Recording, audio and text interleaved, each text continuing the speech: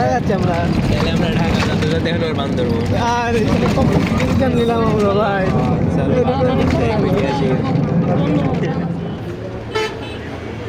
আপনাদের রিসোর্টে কি ইয়ে আছে, আপনার রুম টুম ফাঁকা আছে?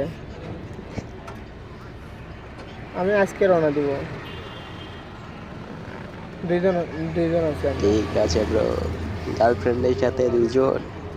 এই বারান্দাটাই বের সামনে যাতে ভিউ টিউ পাওয়া যায়। হ্যাঁ ব্রো, ঠিক আছে।